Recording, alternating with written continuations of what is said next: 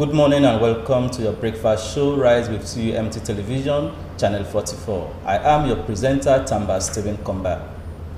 In the program this morning, we shall be discussing issues that have to do with the operations and activities of the Mairo Forestry Company. Mairo Forestry is a profit-driven commercial plantation timber business. The company's objective is to be a leading low-cost producer and supplier of sustainable timber operating to high management, social and environmental standards.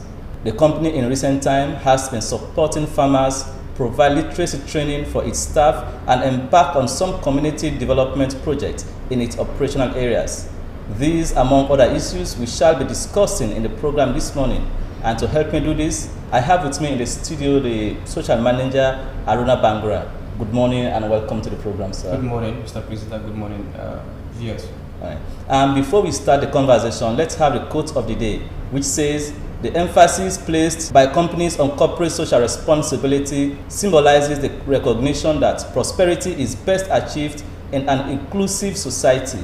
And it's coming from Tony Blair, who is a British politician and served as Prime Minister of the United Kingdom from 1997 to 2007. Yes, Mr. Bangura, having listened to the background given, we just wanted to give us a brief background with regards to the mandate of Mairo Company. All right, thank you very much. Mairo Forestry Company officially registered with the government of Sierra Leone in 2011, and we started our operations in 2012. Between 2012 to date, we've developed about 9,000 hectares of fast-growing species of commercial trees. There is eucalyptus, acacia mangium, and malina, even though we have other species of trees. And just to quantify that into the number of trees planted, we've planted about 10 million trees to date, leasing land from 88 communities. We are operating in Tonkolili and Potloko district. In Tonkolili, we are in Yoni Mamila and Yoni Mabanta chiefdom, and in Potloko district, we are in Masima chiefdom. And since 2012 to date, we've created thousands of jobs, both active and attrition in terms of our employment numbers. But our current active employees are around 1,300, with less than 1% of expat rate. That is to say, at least 98% of our staffing capacity are Sierra Leoneans. 95% of those are within 30 kilometers of operation. That is to say, they are within our operational areas. Mairo is embarking on forestry development to produce three main products. That is to say, we are producing electric poles, treated poles, which Sierra Leone in the past has been importing. And with Mairo Forestry Company, Mairo can actually produce over 170,000 of treated poles. And we're also producing edge group panel, which are being used in most parts of the world to do furnitures. And also, very soon, we're going to start clearing the area to construct or to build our plywood mill. And our plywood mill will eventually become the largest in West Africa. And just to mention, Mairo Forestry Company has an operation in Ghana as well as Sierra Leone. So we have a plywood mill already operating in Ghana. So Sierra Leone's plywood mill should be up by early 2023. So these are the three main products that we are producing from our trees, which is a sustainable timber production process. Yeah, in doing such business, because from what you've just explained, it appears that it's a capital investment that Mairo has actually brought to this part of the country. So basically, what are some of the drawbacks that you've been faced with in operating in this part of the country? I mean, business, large-scale investment will always have challenges, numerous challenges, be it structural challenges that has to do with doing business, or be it with some misunderstanding, communication or engagement issues with host communities, okay. Be it with skill deficit in terms of manpower capacity for the company. So it's numerous when it comes to, there are some national challenges at least. And, but I would delve into the social issues, which I actually have a mandate to talk about and which I actually manage. First, when it comes to employees, we know that the majority of Sierra Leoneans are illiterate, and our illiteracy statistics is quite high. even though it is improving gradually. And operating in the rural parts of Sierra Leone make it even worse. That is to say, at least 80% of people within our host communities are illiterate. So that tells you that recruiting manpower to service the business is quite a critical challenge. And that has been a fundamental one, because if you recruit someone that is illiterate, then as a company, as a responsible agricultural investment in Sierra Leone, we want to ensure that we are in compliance to the triple bottom line approach in doing business, as people, planet, and profit. We need to be environmentally responsible, socially responsible, economically sustainable, and all these are principles that go along with a lot of it's a holistic approach. The employees need to be up there to be able to contribute in achieving the goals of the company. So recruiting someone that is illiterate and get them trained to work into a factory or a business that is first of its kind. Just to clarify that as well, business Mario is doing is first of its kind in Sierra Leone, so which means there hasn't been any history of plywood, of pole treatment. These are completely new business in Sierra Leone, so the skills are not there. So which means we need to fetch people from within our operational area who are being trained to service the business. That's a challenge.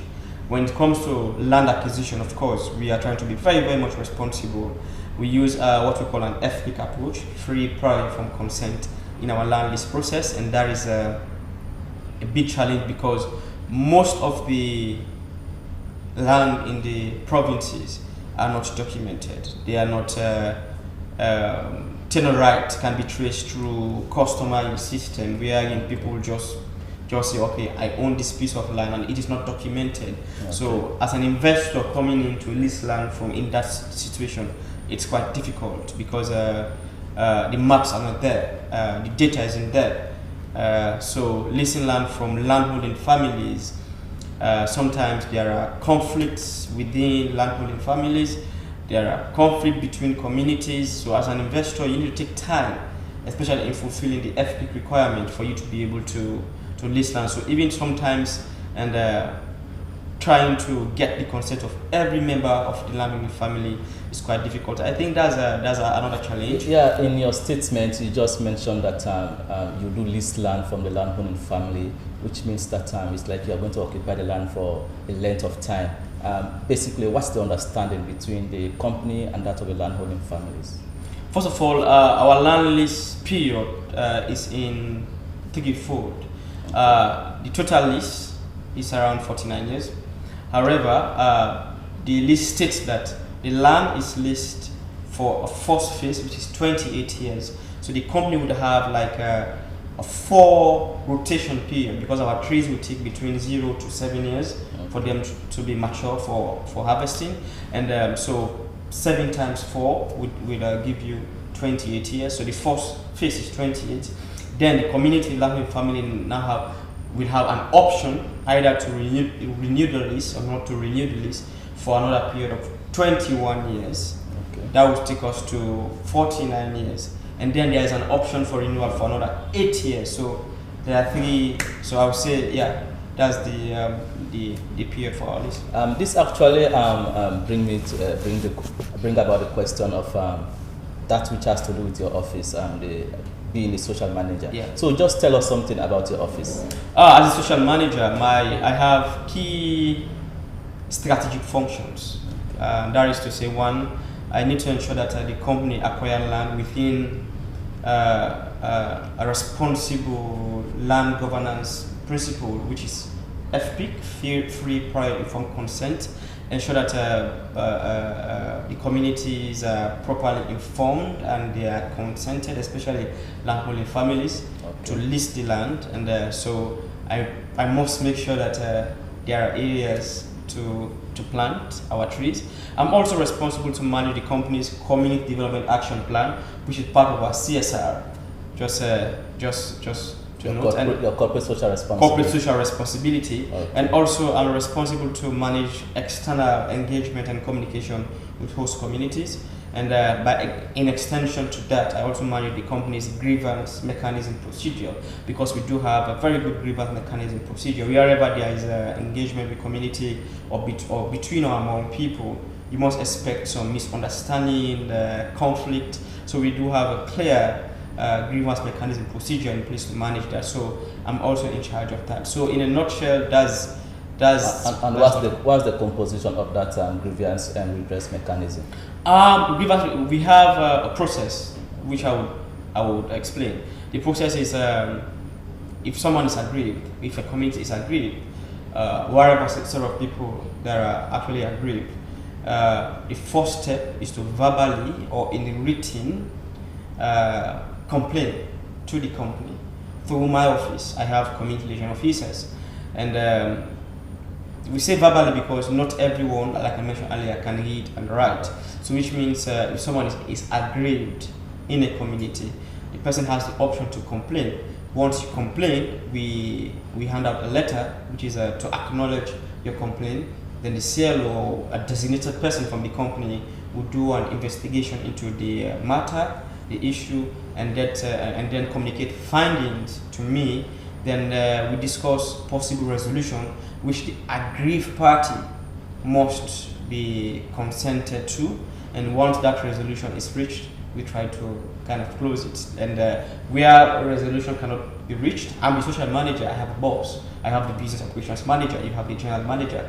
They are also in a position to also review what I have done, efforts that I've made to resolve whatever grievance, and see what they can do. If they cannot resolve it, then you have the director. So there is always a room to seek redress when operating with Milo within a responsible complaint redress mechanism. And from what you've just said, it appears like your office has an integral role to play in the day-to-day running of course, I manage the social part of the business. In that time, people view this program. I want to know your relationship between the company's administrators, and that of the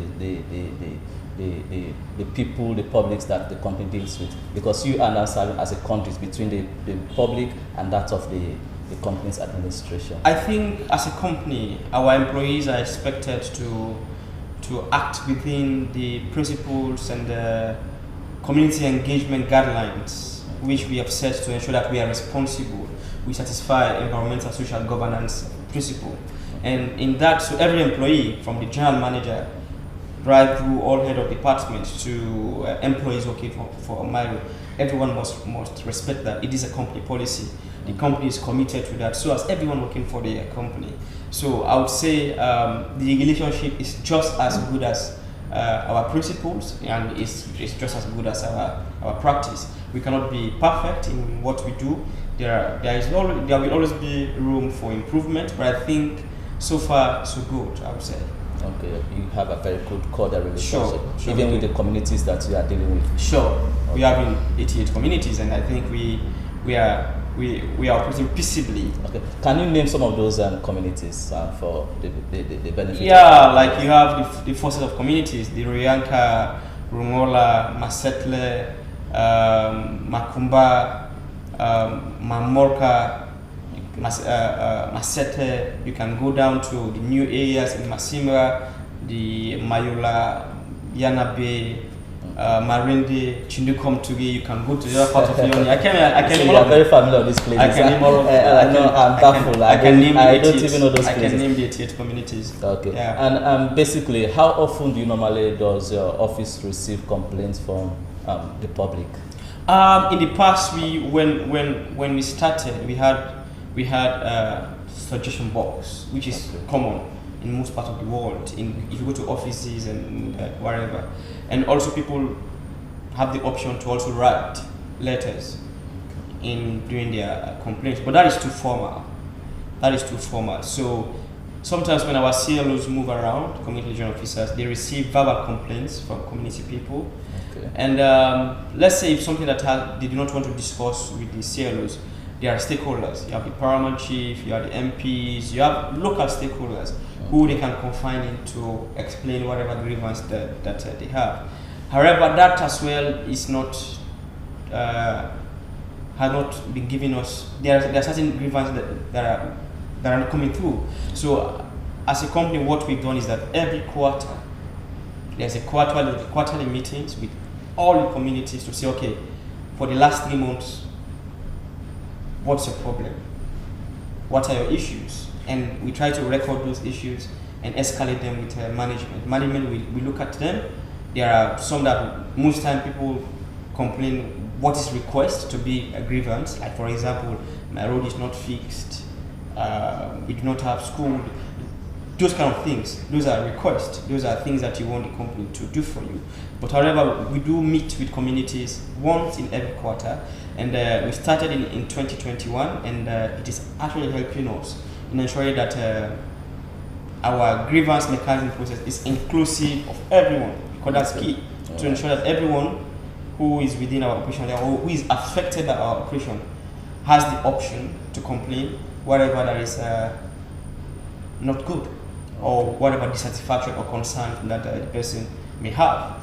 Okay. So and we have the quarterly meeting. Companies all over the world, I would say, most times do face this challenge of failure to fulfill their corporate social responsibilities to their communities, to their host communities, which often result to the communities rising against the companies. Has Myro ever been faced with any situation where its host communities rising against it for failure to uphold its corporate social responsibilities? CSR is quite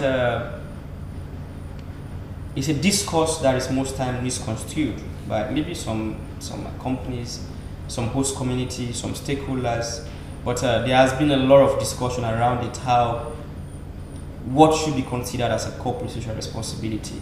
So for my forestry company, what we consider as a corporate social responsibility, priority number one is to ensure that we mitigate risk, social and environmental risk that affects our stakeholders.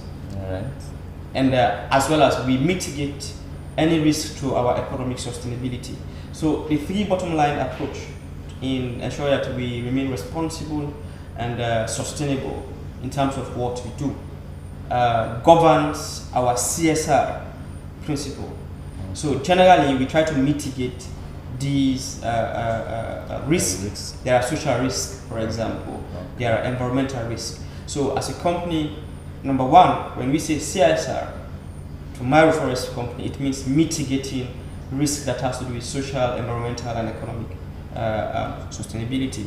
Now, if you try to zoom that, if you try to narrow that down into activity based, so now we look into, okay, before we started, there was an EIA, environmental impact assessment, with some say environmental social impact assessment that is sanctioned by the EPA, and that assessment would give us an idea of what are the social, environmental, and economic risks within our operational areas. Okay. And from that, we zoom down to see what activities, what can we do as a company in order to mitigate that. So that brings us to what we call CSR strategy.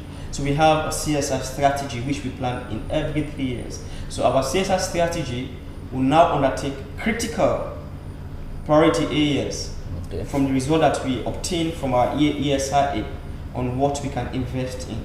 So in terms of funding, 1% of our operational budget goes into CSR, is considered for our CSR. So 1% of what we spend on our operation will go into CSR yearly, every year. So over the years, the key priority areas in our CSR strategy are education, water and sanitation, agriculture.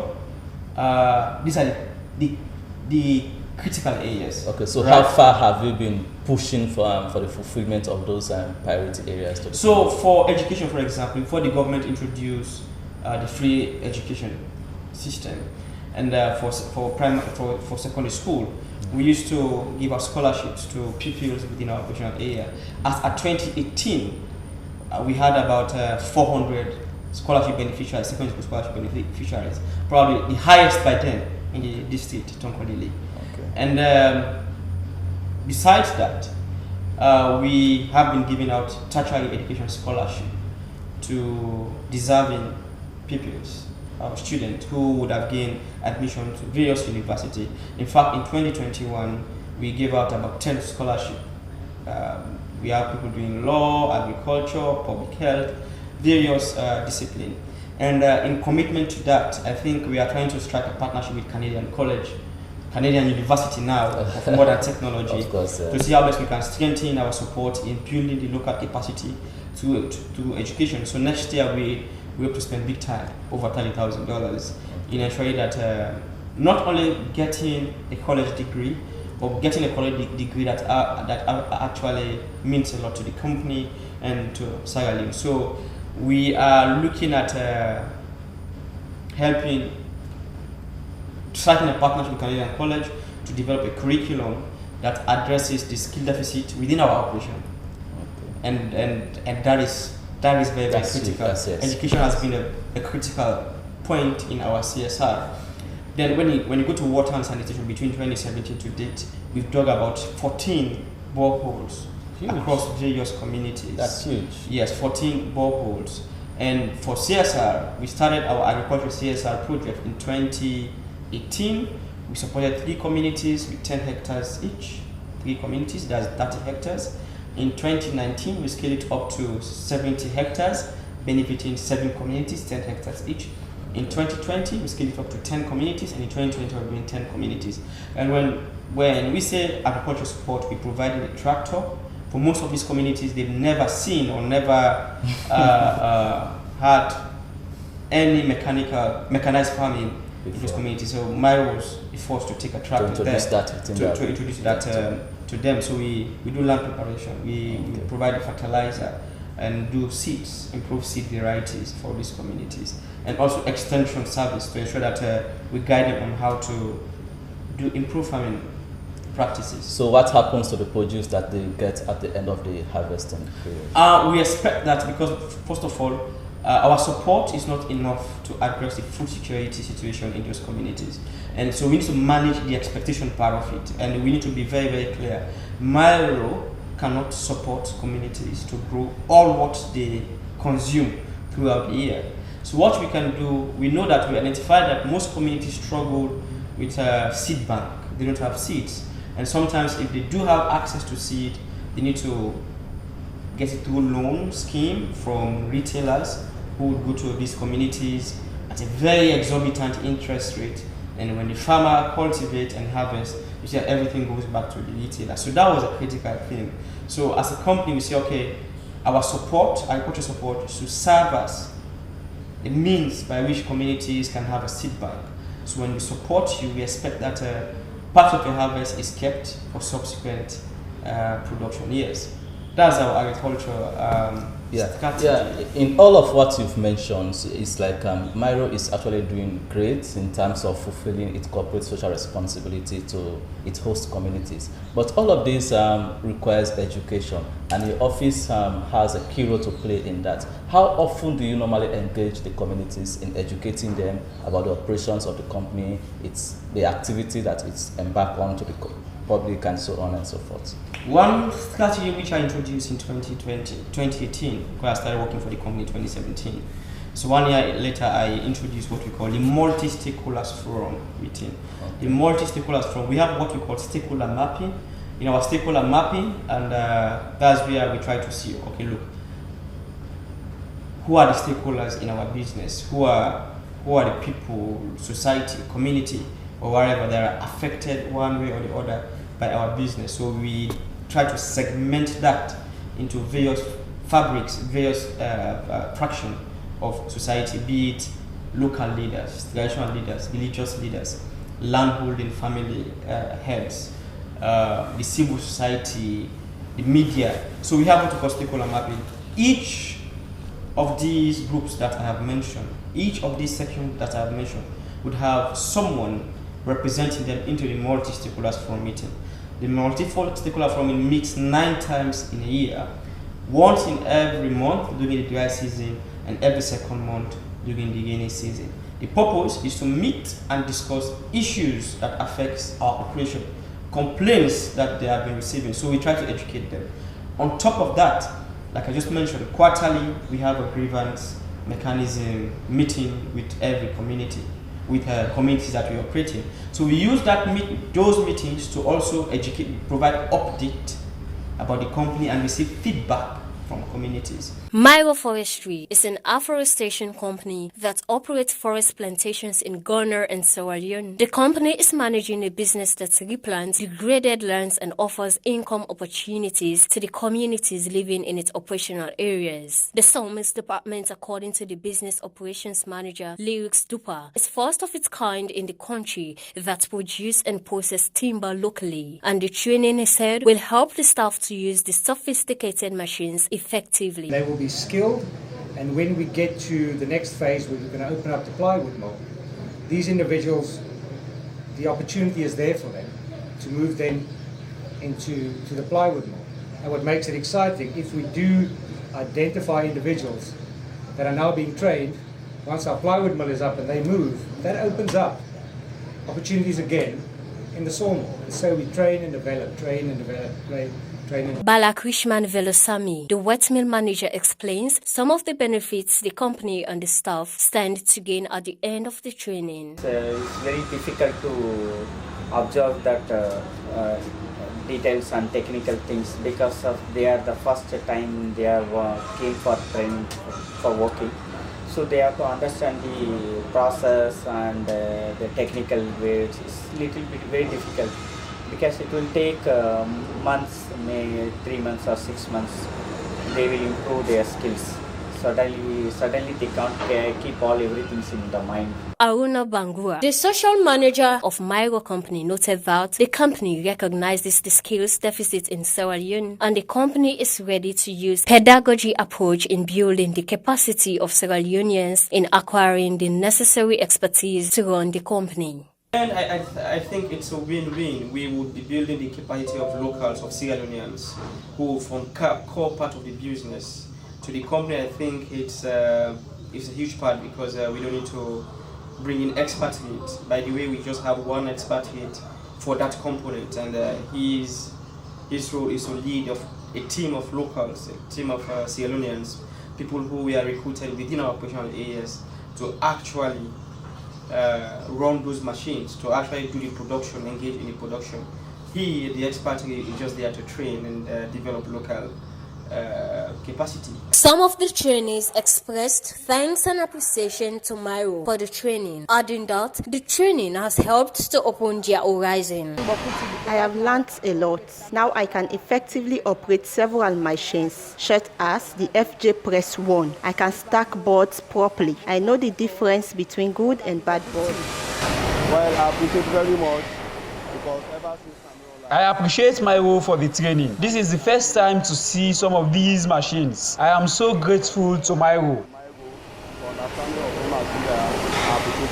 Reporting for CUMT TV, I am Juliana E. Kaba, a second-year mass communications student. You are watching your favorite breakfast show, Rise with CUMT. Still in the program, I have with me the social manager, Aruna Bangura of the Myro Forestry Company. Yes, Mr. Bangura, we were discussing issues attached to the sawmills department. So just tell us, how unique is that department in the, to Myro and the country at large?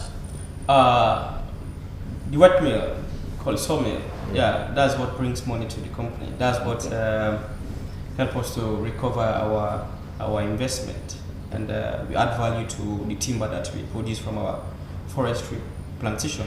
Okay. And the importance of that is that, which means Sierra Leone used to import poles, for example, electric poles. We used to import from South Africa and other parts of the world.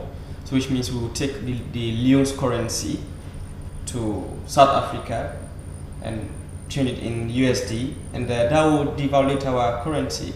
But now what happens is that we stop importing, buying from other country, and we produce locally, and which means excess of what we produce can be exported to other parts of the world, other African countries, and that would appreciate our currency. It will bring which USD. It means that yes, our dollar will see a turnaround in the country's Of course, it will improve on our balance of trade, and it has a lot of macroeconomics effect. And I'm sure that's a laudable thing. And so as our plywood. When we start producing plywood, automatically Sierra Leone will stop importing plywood. And that means, we can even feed into Liberia, Nigeria, Guinea, Sub-Saharan Africa can actually buy plywood from Sierra Leone. They will stop importing from China and other parts of the world. And that's how we would eventually become very, very strategic in the wood processing business in West Africa. And being the largest plywood mill, producing about 170,000 poles annually, I think that's a huge thing for Sierra Leone, because Sierra Leone cannot probably use 10 to 20% of what we produce. So excess of what we produce would go into those other countries will start buying from us, and that would improve. That would bring in the USD. Of course, one of our reporters, Juliana Kaba, of course, witnessed a situation in the company wherein your company was training 67 staff, which she just reported. And what was the essence of that training? Yeah, critical to our strategy in developing local capacities to ensure that we create the institution we are in locals, even though they are illiterate, but can be trained for them to provide the manpower service that we need within the company. How come that be possible when this person doesn't even know how to call this, let's say, this machine? That person doesn't even know how to call it, or doesn't know how to use that machine. How can you teach that person who is an illiterate to actually operate that machine effectively? How effective do you think that will be? We've seen people who are illiterate driving, which is very, very critical. It requires a lot of concentration and a lot of things. And we've seen people who are illiterate doing innovation, things that has actually benefited society. So what about training them with the right mind, the right aptitude, the right training platform, with the right supervisor, the right expertise to actually train them? We believe that that can be done. And over the years, we've, like I said, we have less than 1% expat rate working for us. Like the sawmill has a manager, and he's the only expat rate there. He's the only expat rate. The rest of his team are Sierra Leoneans. Most of them are recruited within our operational areas. Most of them are illiterate, but they are being trained to service that part of the business, and it's working well for us. It's an amazing thing. Okay. Yeah. Operating in this part of the country, doing a timber business here, a community that is full of a grassland, a savanna land, there are a lot of challenges, mostly when it comes to the bushfire issue. Have you ever faced a situation wherein people setting fire on the bush, going into your plantations and getting them ablaze? Sure, I think fire is a critical challenge to the company. Every year we spend at least $150,000, at least. I mean, for the numbers that I can actually remember here, at least $150,000 in protecting fire from our plantation, because you would have invested in your plantation and it takes 2, 3 years, 4 years, just in a day, fire can consume everything and you go back to square one. That means we will lose jobs. That means our anticipation to produce plywood, our anticipation to produce pole, which would benefit the rest of Sierra Leone, would delay or will not come at all. And in order to prevent that, we just need to, because historically, people always have fire incidents within communities in Sierra Leone. Either you have household getting burned down by fire, community farm burned down by fire. Most times these fires are wildfires. However, based on our experience, we noted that most of these fires are caused by bee hunters, honeybee hunters, children going out to hunt rats and other rodents, or you have passerby smokers. Sometimes you have even people who are trying to burn their community farms, and the fire go out of control. Just to clarify the magnitude of the challenge, we have about at least 600 kilometers of fire belt, fire break area. So which means if you want to go around our plantation, all our compartment, you drive at least 600 kilometers. So that's a huge thing. It's like leaving Freetown to Kenema, back to Freetown to Kenema, back to Freetown. That's what That's what it means. So you can see that the challenge is there. It's quite enormous. Okay. How do you normally engage the staff, explaining to them the effectiveness or the reason why they should be focused in doing using those machines, especially when they are not literate people, so that they will be mindful of what they should do in those. Critical to our operation is for employees. We have what we call Myro safety golden rules. 5 safety golden rules, and those rules are our testament. Like in the Bible, you have the 10 Commandments, God. For Myro, we have the 5 golden rules. These are sacred rules that everyone must obey. Everyone must ensure that he or she complies to it. So during employment, employees are inducted. They go through thorough induction on those golden rules. We ensure that they put on the correct or the appropriate PPE. And sometimes we also do, because there are things that you cannot control just by induction or by PPE. There are certain risks which can be mitigated through administrative action. So the company will try as its best, to the best of its ability within its resources, to mitigate those risks. But key to it is that they say personal safety, the best person to safeguard him or herself at the workplace is yourself, the employee. The company can do it best to supply PPE, carry out induction, build a culture of health and safety, and it rests on the employee's shoulder to ensure that he or she protects him or herself. And I think that's what exactly we are doing. Yeah, in providing your corporate social responsibility to your host communities, do you normally do what we call as a need assessment, so that you provide the right need to the people that they actually in need of? Yes, I mentioned the AIA is a research. Okay. It's a research result. It comes from a research. The consultant would come, go around communities and do research. However, from our one-on-one engagement, we are coming to say, this is what we need. This is what we need. We don't have school. We don't have good road. Those are data that we collect on a daily basis to inform our decision. However, one thing I didn't mention as part of our 1%, on top of our 1% operational budget that goes to CSR, 5% of the net profit that the company will generate from our sales will go into a community development fund. Probably it is the only company that is inclusive of this nature, that is giving out 5% of the net profit to community as a community development fund. So when we start production and start making profit, those communities would have a fund separately set aside for development within a community. Where each community would have a community development committee, and they will identify projects to be implemented subject to the funding that will be available from our community development fund. So if Myro is viable, the company is profitable, which means for the next 100 years, 200 years, there will be a sustainable source of funding for community development project from Myro, on top of the 1% net profit, on top of the 1% operational budget funding that we set aside for CSR. So you can see that our plan is quite, in terms of funding, we cannot do everything, but if the company stays profitable, 5% of the profit will always go into a community development fund.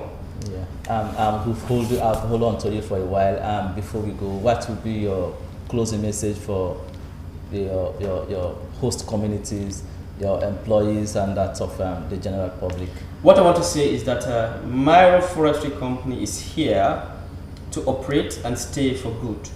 It is a responsible company, and we try to operate within the legal framework of Sierra Leone and also meet international best practice standards. We are FSC certified, that is to say we are certified by the Forestry Stewardship Council that ensure that we act within the principle of socially, economically, and environmentally responsible. So with that, I want to urge everyone to continue supporting Myro Forestry Company, especially so we are the leading carbon. We actually capture carbon, which means our operation is carbon negative. And if we say our operation is carbon negative, that's huge for Sierra Leone. We capture metric tons, a lot of carbon from the atmosphere, because we are planting trees, 10 million trees to date, since 2012 to date. It is the largest afforestation project ever in Sierra Leone. So if Sierra Leone is talking about addressing the issue of climate change that is caused by environmental degradation, deforestation, we are an opposite to that. We are a solution to Sierra Leone. So supporting Myro means you are supporting Sierra Leone to move into a carbon negative country, which is a huge thing, which is a global challenge. Okay. So for our host communities, for our stakeholders, our government, the government of Sierra Leone, we wish everyone will continue to support Myro, and we hope to always work with you to ensure that we contribute to the economic, social, and environmental development of Sierra Leone. All right. Thank you so very much for joining me in the program this morning, and I will look forward to seeing you in our studio for subsequent discussions. Thank you very much. Okay.